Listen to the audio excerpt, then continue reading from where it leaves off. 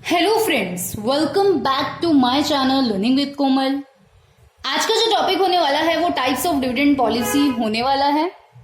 तो इस वीडियो में मैं आपको डिविडेंड पॉलिसी के टाइप्स के बारे में एक्सप्लेन करूंगी।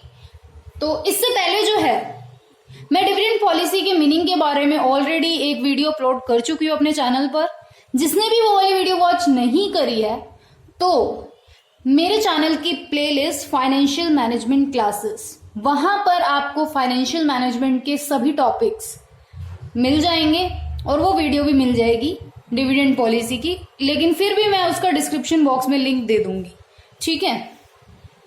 तो स्टार्ट करने से पहले अगर आपने मेरे चैनल को सब्सक्राइब नहीं किया है तो एक हम्बल रिक्वेस्ट रहेगी कि प्लीज मेरे चैनल को सब्सक्राइब कर दीजिए, बेल आइकन जरूर प्रेस कीजिएगा ताकि मेरी लेटेस्ट वीडियोस का भी नोटिफिकेशन आपको मिल पाए। So let's start friends, types of dividend policy. तो जैसा कि हमें गिवन है एक चार्ट में कि 4 टाइप्स की होती है हमारी डिविडेंड पॉलिसी। पहली होती है स्टेबल डिविडेंड पॉलिसी, दूसरी होती है low regular dividend plus extra dividend policy, and the third is irregular dividend policy, और फोर्थ हमारी होती है policy of no dividend at present. तो इन चारों के बारे में आज मैं एक्सप्लेन करूंगी, ठीक है। तो सबसे पहले हमें एक जो है कुछ बातें कही गई हैं वो देख लेते हैं क्या दी गई हैं। तो जैसा कि गिवन है कि different companies generally follow different types of policy, कि अलग अलग कंपनीज जो है अलग अलग टाइप की पॉलिसी जो है डिस्ट्रीब्यूशन, डिविडेंड डिस्ट्रीब्यूशन की अलग अलग पॉलिसी को जो है अपनाती हैं, ठीक है, यानी कि फॉलो करती हैं। Okay, there can not be a single dividend policy. तो यहां पे हमसे ये बोला गया है कि कोई भी सिंगल डिविडेंड पॉलिसी जो है वो नहीं हो सकती, ठीक है, which will be suitable to all types of companies. कोई भी मतलब सिंगल डिविडेंड पॉलिसी ऐसी नहीं होगी जो सभी कंपनीज को सुटेबल करेगी, ठीक है, सभी कंपनी के लिए सुटेबल होगी। तो इसलिए जो है डिविडेंड पॉलिसी के काफी टाइप्स हैं, ठीक है। तो सबसे पहले हमारा जो सबसे पहला टाइप है वो है stable dividend policy. Stable dividend policy के बारे में हमें क्या गिवन है कि it refers to the policy under which a firm pays a constant percentage of net earning as dividend to the share holders. यहां पे हमसे ये बोला गया है कि ये जो स्टेबल डिविडेंड पॉलिसी है, ठीक है, इसके अंडर क्या होता है कि एक फर्म पेज, एक जो फर्म है वो पे करती है कांस्टेंट परसेंटेज मतलब एक परसेंटेज है, मान लीजिए 10% है, ठीक है, फॉर एग्जाम्पल 10% है, तो एक मतलब 10% लगातार वो पे कर रही है, ठीक है, ऑफ नेट अर्निंग, जो भी उसको नेट अर्निंग हो रही है उसका 10% जो है वो एज अ डिविडेंड पे कर रही है, कॉन्स्टेंटली पे कर रही है, रेगुलरली, ठीक है, टू द शेयर होल्डर्स, ठीक है, वो शेयर होल्डर को पे कर रही है। तो इसीलिए इसको बोला गया स्टेबल डिविडेंड पॉलिसी, मतलब कोई बदलाव नहीं आ रहा, स्टेबल है कि 10% हमने डिसाइड किया तो हम 10% ही देंगे, ठीक है। ये मैं आपको एक एग्जांपल बता रही हूं। ओके, आगे हमसे क्या बोल रहा है कि this is the policy of paying a fixed amount of dividend per share every year. यहां पे हमसे क्या बोला गया कि ये जो पॉलिसी है of paying a fixed amount of dividend, क्योंकि हमारा जब परसेंटेज जो है वो अगर फिक्स है यानी कि कांस्टेंट है तो जितना भी पे कर रहे हैं वो अमाउंट भी कांस्टेंट रहेगी यानी कि फिक्स रहेगी, ठीक है, ऑफ डिविडेंड की जो भी है पर शेयर एवरी ईयर, यानी कि हर साल जो है हम उतनी ही परसेंट से जो है डिविडेंड पे कर रहे हैं, तो उतनी ही फिक्स अमाउंट है हमारी जो हमें पे करनी है, कि भाई जितनी भी नेट अर्निंग्स हुई उसका हमें 10% देना है। ओके, फॉर द गुडविल, आगे क्या बोल रहा है कि for the goodwill and growth of a company A sound dividend policy should be made, ठीक है। यहां पे हमसे ये बोला गया है कि जो कंपनी की जो गुडविल के लिए और कंपनी की ग्रोथ के लिए एक अच्छी डिविडेंड पॉलिसी जो है वो बनाई जानी चाहिए, under which the following points. So यहां पे हमें क्या गिवन है कि under which the following points should necessary be considered. तो कौन कौन से जो पॉइंट्स हैं वो ध्यान में रखे जाएंगे, जरूरी होंगे, वो देख लेते हैं।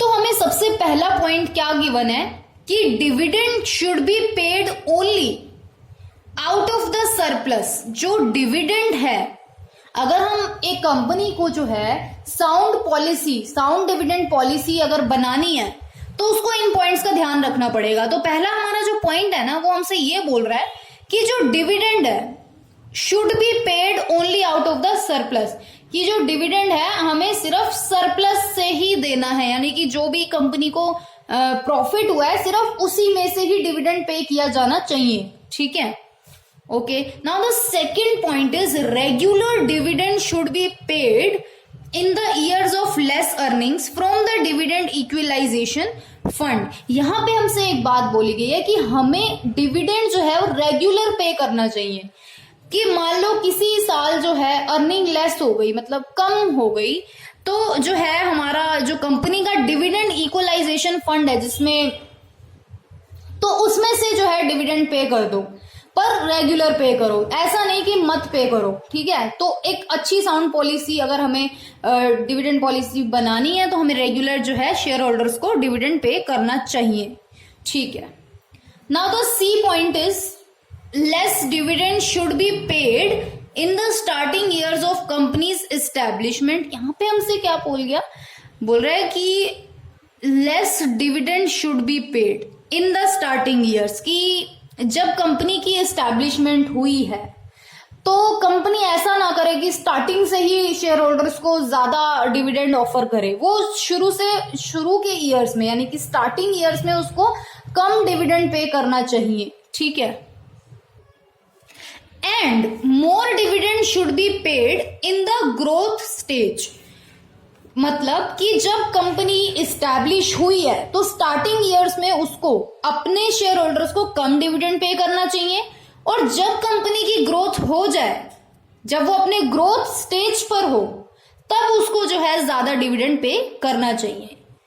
Now the D point is stock dividend should be distributed up to a certain limit.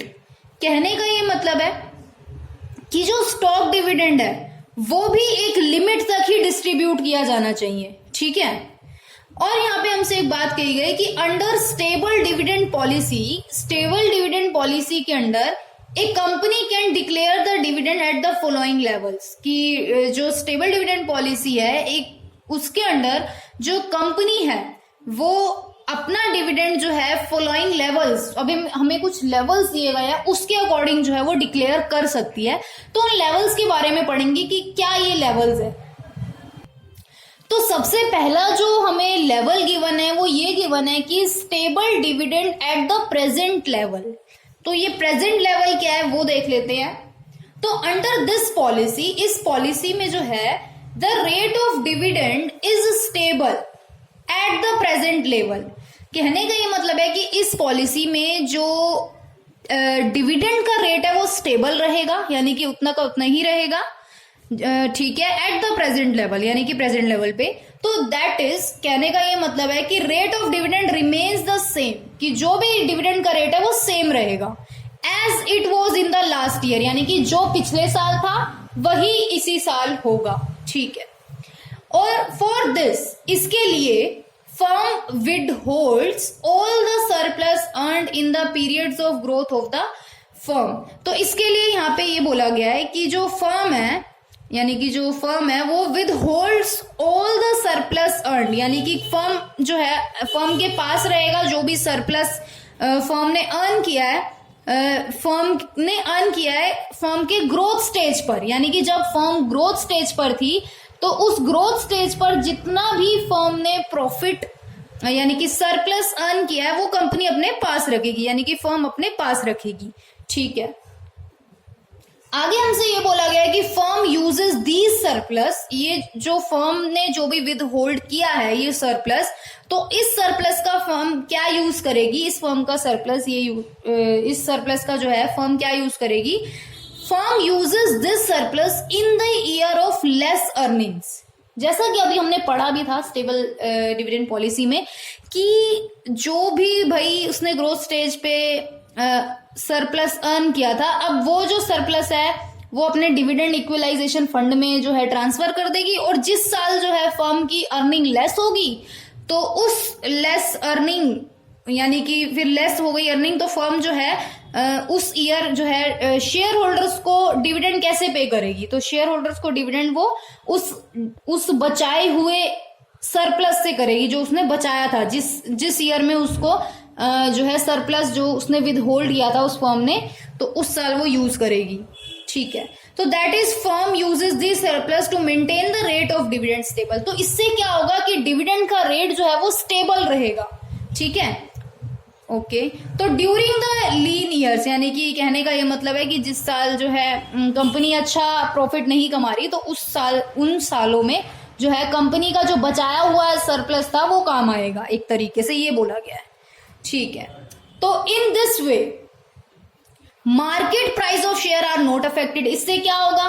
फायदा है, क्योंकि भाई जब हम अपने शेयर होल्डर को एक फर्म जो है स्टेबल रेट पे डिविडेंड पे कर रही है, तो उस कंपनी को चाहे लॉस भी हो रहा हो उन ईयर्स में, फिर भी उसके मार्केट जो प्राइस है उस शेयर का वो डाउन नहीं होगा, क्योंकि वो तो रेगुलर पे कर रही है डिविडेंड।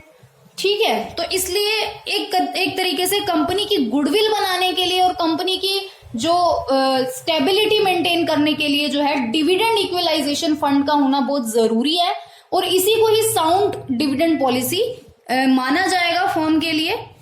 आगे हमसे क्या बोला गया है कि this policy and it also meets the expectations of share holders for current income. तो इससे क्या होगा कि ये जो पॉलिसी है ये शेयर होल्डर्स की एक्सपेक्टेशंस को भी पूरा करेगी। ठीक है, for current income her share holder ये चाहता है कि वो जिस कंपनी में भी इन्वेस्ट कर रहा है या जिस भी कंपनी के उसके पास शेयर्स है वहां से उसको रेगुलर डिविडेंड मिले। तो जब फर्म जो है रेगुलर डिविडेंड पे कर रही है तो शेयर होल्डर्स की एक्सपेक्टेशंस जो है वो भी पूरी होंगी। Now the second level, stable dividend at higher level. अभी हमने पढ़ा था stable dividend at present level, अब हम बात कर रहे हैं stable dividend at higher level की। तो इसमें हमें क्या गिवन है कि in a company the managers can take the decision to increase the regular dividend. कहने का ये मतलब है कि कंपनी में जो है मैनेजर डिसीजन ले सकते हैं रेगुलर डिविडेंड को बढ़ाने का, इंक्रीज करने का। When managers feel, जब मैनेजर्स को लगता है कि that earnings of company are increasing on a permanent basis and a high regular dividend can be paid out of such earnings, then they take such a decision। यहाँ पे हमसे ये बोला गया है कि जब मैनेजर्स को ये लगता है कि कंपनी की जो अर्निंग्स हैं वो इंक्रीज होंगी ऑन अ परमानेंट बेसिस, कि भाई कंपनी की अर्निंग जो है वो परमानेंट बेसिस पर इंक्रीज हो रही है।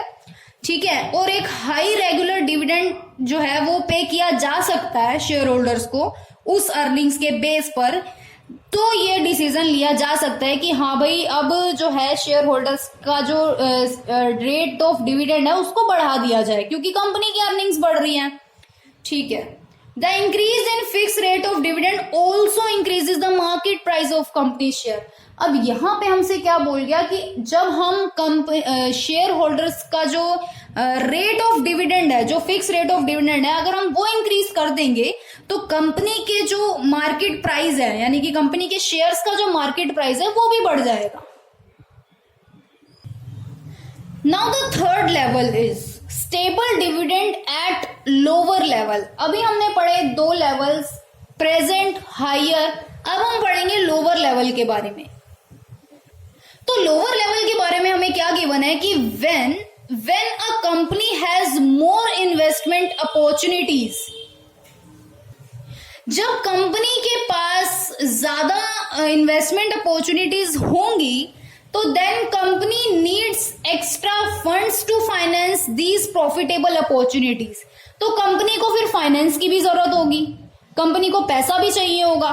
जब कंपनी के पास इन्वेस्टमेंट अपॉर्चुनिटीज ज्यादा होंगी तो कंपनी को उन इन्वेस्टमेंट अपॉर्चुनिटीज में इन्वेस्ट करने के लिए पैसों की भी जरूरत होगी, फाइनेंस की भी जरूरत होगी।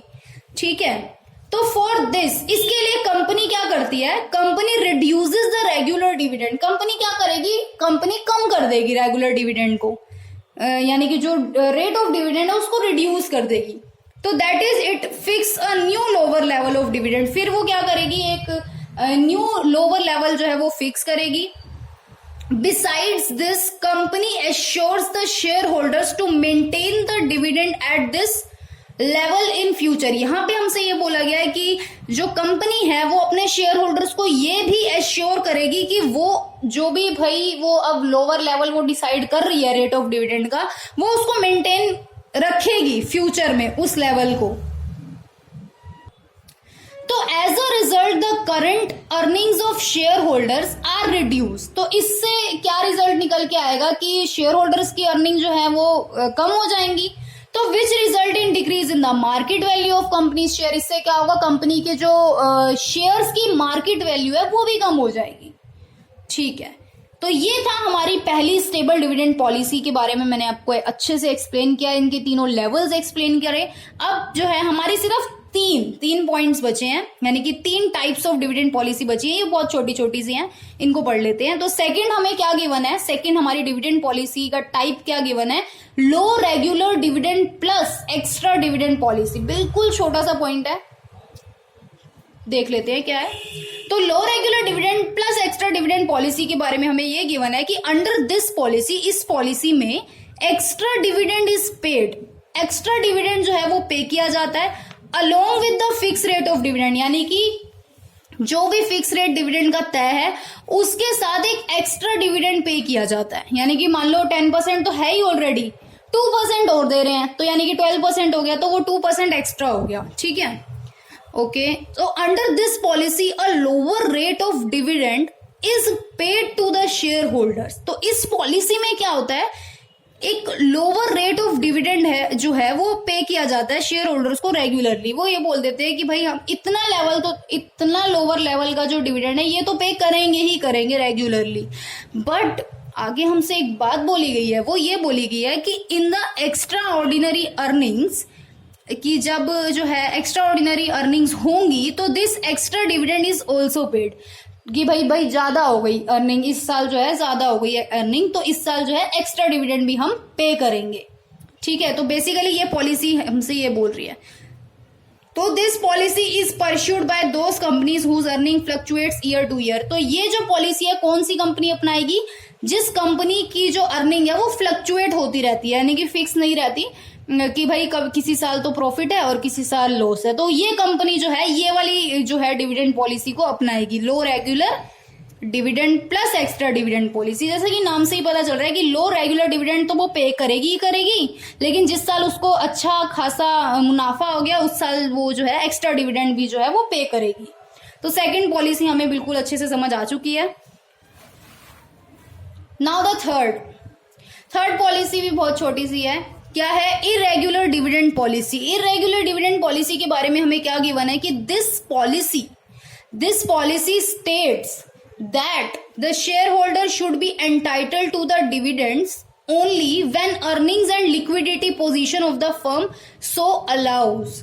तो यहाँ पे ये बोला गया है कि ये पॉलिसी जो इरेगुलर डिविडेंड पॉलिसी हमसे ये बोलती है कि जो शेयर होल्डर हैं should be entitled to the dividend only, उनको डिविडेंड तभी मिलेगा व्हेन अर्निंग, जब अर्निंग और जो लिक्विडिटी पोजीशन है फर्म की वो अलाउ करेगी तब, यानी कि अर्निंग होगी या लिक्विडिटी जो है पोजीशन सही होगी तभी जो है डिविडेंड पे करेगी।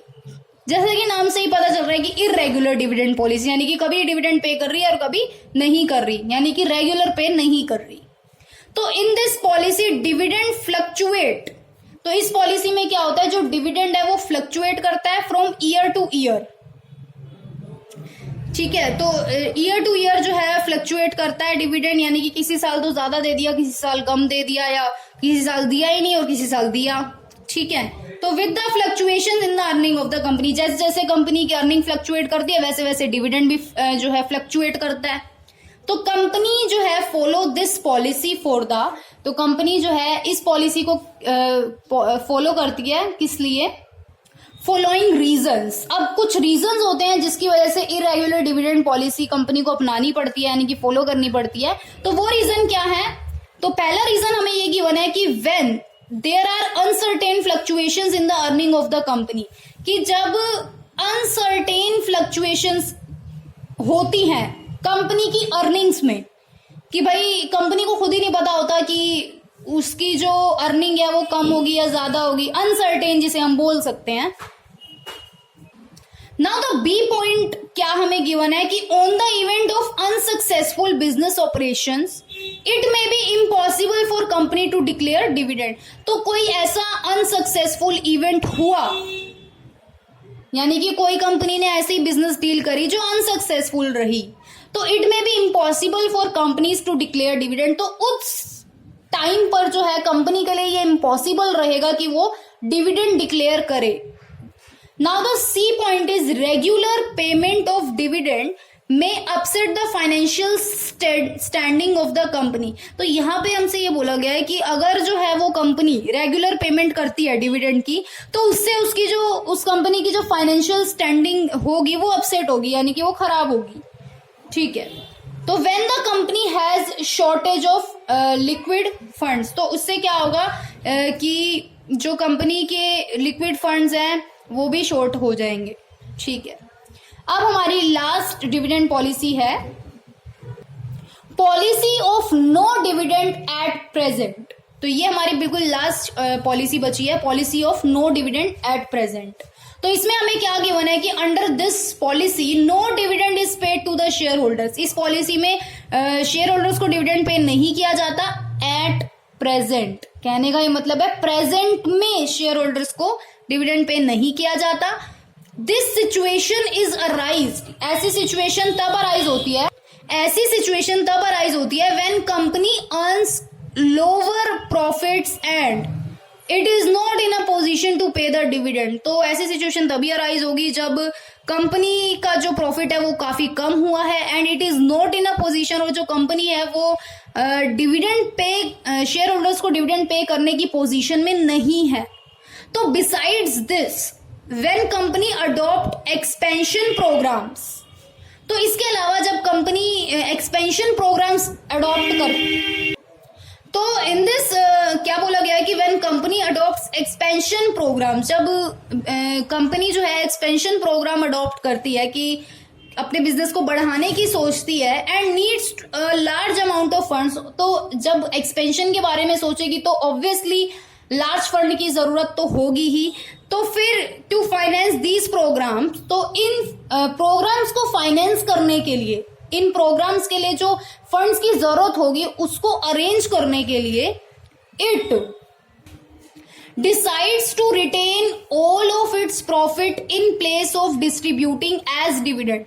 तो it decide to retain all its profit in place of distributing as dividend। तो अपना जो जितना भी प्रॉफिट है वो रिटेन करने की जो है डिसीजन लिया जाता है कंपनी के द्वारा। ठीक है, तो मतलब जो भी उसको डिविडेंड के लिए डिस्ट्रीब्यूट करना था वो वाला प्रॉफिट भी जो है वो कंपनी अपने पास ही रख लेती है, यानी कि ठीक है। तो in this way policy of no dividend affect the market value of company. Share holders को डिविडेंड पे नहीं करेगी तो जो है उसके शेयर्स की जो मार्केट वैल्यू है वो एडवर्सली इफेक्ट करेगी, यानी कि बहुत बुरी तरीके से प्रभावित होगी। तो hence company should assure the share holders, तो इसलिए कंपनी को जो है शेयर होल्डर्स को एश्योर करना चाहिए to pay a higher dividend in the future, कि भाई हम तुम्हें फ्यूचर में हायर डिविडेंड पे करेंगे। ठीक है, सो दस a company should adopt N appropriate dividend policy. तो इसलिए कंपनी को जो है एक एप्रोप्रिएट डिविडेंड पॉलिसी अडॉप्ट करनी चाहिए by considering the financial condition of the business. तो जो भी बिजनेस की फाइनेंशियल कंडीशन होंगी उसको समझते हुए कौन सी पॉलिसी हमारे बिजनेस के लिए सुटेबल होगी ये कंपनी को डिसाइड करना होता है। ठीक है, तो अगर आपको मेरी वीडियो पसंद आई हो तो लाइक जरूर कीजिएगा, सब्सक्राइब जरूर कीजिएगा मेरे चैनल को, कमेंट करके मुझे जरूर बताइएगा वीडियो कैसी लगी। Thank you so much.